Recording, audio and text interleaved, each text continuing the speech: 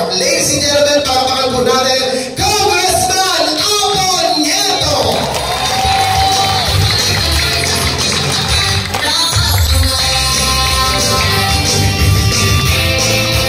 Ayan, magandang hapon sa aking mga kapitbahay.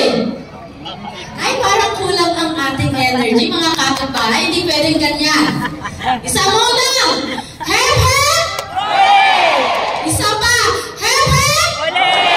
Ayan, very good mga kapitbahay. Pagpasok ko kanina, talaga naman hindi papatalo yung ating mga mommies and daddies. Totoo ba? Magaganda ang mga mommies natin? Siyempre! Ay, very good. Eh, syempre, hindi papahuli ang ating mga daddies.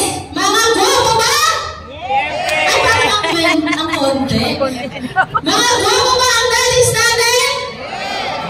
Syempre, mga kapitbahay ko ito eh. Alam nyo, mga kapitbahay ko, alam ko, nakita nyo yung paglaki ko.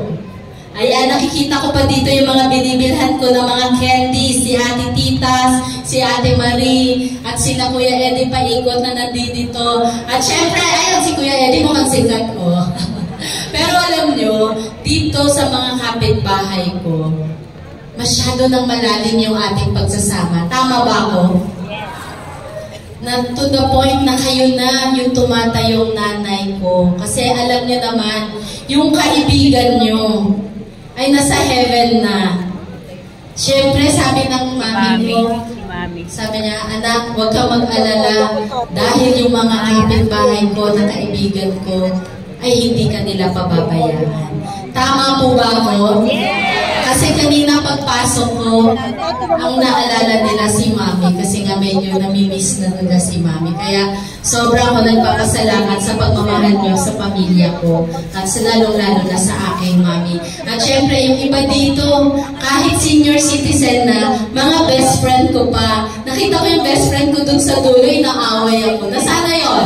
Best friend, nasaan ka? Gaway-gaway! Awayin mo pa ako? Gaway-gaway! I love you, best friend! Love you too! Pati na kami. Pati na kami magkulitan yan. Pero anyway po, kaya sinabi ko yung gandun yung kalalim yung pagsasamahan natin. Eh, sabi ko nga, gusto kong kunin yung pagkakataon na ito na pasalamatan po kayong lahat. Mula sa dulo hanggang sa umpisa, dahil hindi po ako magiging lingkod bayan kung hindi ako sinuportahan ng aking mga kapitbahay. Tama po ba ako? Opo! Tama Hindi po! ako magkakaroon ng pagkakataon na maging lingkod bayan kung hindi po dahil sa inyong lahat. Kaya maraming salamat mga kapitbahay ko! At syempre mga kapitbahay ko, doon sa pagkakataon na ibinigay nyo sa akin na maging lingkod bayan, hindi ko po iyon sinayang. Hindi ko sinayang yung pagkakataon na yun dahil never po akong tumigil sa pagbibigay ng serbisyo, programa sa ating distrito dahil lagi ko po kayong inuuna, mga kapitbahay ko at ang buong 3rd District of Manila. At yun po, mga kapitbahay ko, alam nyo, kahit dumating yung pandemya sa buhay natin, kahit gaano kahirap yung buhay natin noon, gaano kahirap makagawa ng proyekto, hindi pa rin po ako tumigil. Hindi ako nagpatinag sa COVID, sa pandemya. Dahil alam nyo kung bakit? Dahil alam nyo po ba mga kapitbahay ko kung bakit? Dahil nung panahon na yon, si Yorme ang nangangalaga sa atin. Si Yorme Isko ang nangangalaga sa atin. At karamdaman nyo, alam ko na hindi natulog ang gobyerno ng lungsod ng Maynila. Tama po ba ako? Opo! Tama po! At si Yorme Isko ang naging inspirasyon ko sa paggawa ng mga serbisyo nung panahon ng pandemya na alam kong makakatulong sa ating distrito at sa aking mga kapitbahay. Isa na po dito yung pagbibigay ng libreng basic maintenance na gamot. Tanong ko mga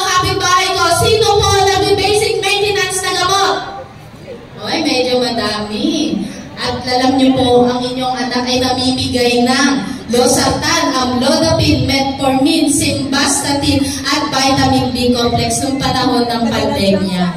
At alam niyo po, dahil sa kagandahan ng proyektong ito, hindi ko po tinigil at tinuloy-tuloy ko po. At nais ko lamang pong ibalita sa inyo mga kapitbahay ko, 123 barangays po ang naikot na po ng ating botika on the go. At alam nyo, dito sa ating mga kapitbahay, ilang buwan na tayong nakakakuha ng supplies. Tama po ba ako?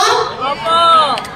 At di nyo na kailangan pang problemahin ang inyong basic maintenance na gamot. Dahil sagot ko na yun. Sagot ko na po yun dahil hindi na kayo bibili, dahil nasa data ko na kayong lahat. Kapag naubos na yan, i-deliver na po iyan agad. Sa unang hirit, ang gaga ko nanood.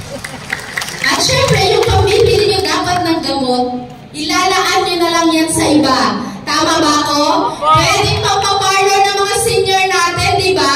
Kain na lang po. At syempre, yung mga lovers dito, pwede nyo. Ibang day. Tama ba ako? O, di ba? Kumbaga, ito yung way ko lang po para at least kahit papaano maibsan po yung nararamdaman ng ating mga kababayan dito sa ating distrito.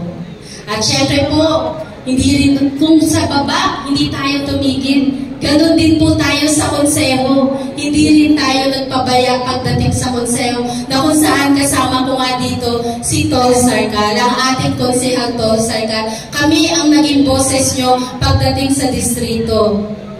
At kami ang naging tagapagtanggol nyo po doon sa konseho. At yun, mga kapitbahay ko, meron akong nais ibalita sa inyo. Alam niyo na ba yung balita? Ay, hindi niyo pa alam. Ito ang bagong chismis. Joke lang po. Ito po, mga kapitbahay ko, panigurado, magiging proud kayo sa inyong anak. Dahil alam niyo kung bakit? Dahil tayo po ang napili ni Yorme Isko Moreno na maging katuwang dito sa distrito. Tatakbo bilang congresswoman sa ating distrito. Proud po ba kayong lahat? Biruin niyo po pag nabigyan niyo ako ng pagkakataon. Panigurado, yung binigay niyo sa aking pagkakataon na konsehal ako, hindi ako nagpabaya. At ito lang po ang masisigurado ko sa inyo, hindi po kayo mapapahiya sa inyong anak. Dahil gagawin ko ng maayos yung ibibigay nyo pagkakataon sa akin. Okay lang po ba na mag-apply ako sa inyo? Dahil alam nyo, kapag kapitbahay, di ba? Kapag kapitbahay, alam ko nagtutulungan. Alam ko nagsusuportahan. Dahil sino ba naman ang unang magmamahal sa akin? Tama po ba ako? Sino magmamahal sa akin? Sino unang magmamalasakit sa akin? Di ba kayong lahat po? Opo. At yung iba't ibang lugar sa 3rd District. Kaya dito sa laban ko po, mga kapitbahay ko. Kasi alam nyo, hindi naman ako mapipili ni Yorme kung hindi niya nakita na kaya ko eh. Tama po? Yes po. Na kaya kong maglingkod ng mas malawak pa, na mas marami pa. Alam ko nakita ni Yorme yan. Kaya nandito ako sa inyong harapan, mga kapitbahay ko. Ako ay humihingi po ng tulong sa inyong lahat. Dahil alam ko, isa kayo sa magbibigay muli sa akin ng pagmamahal at suporta sa akin. Dahil uulitin ko lamang po ulit. Dahil kayo ang laging nandyan. Bata pa lamang ako, nakita nyo yung paglaki ko, na nakaka-proud pag nakikita nyo ako. Dati nga pag naglalakad ako, nakakatuwa ka naman, dati hindi ka naman nagsasalita. Kumbaga, mahiyain mo. Pero ngayon, konsehal ka na. Tapos mga kapitbahay, pag binigyan niyo pa ako ng pagkakataon, di ba, Ate Tita?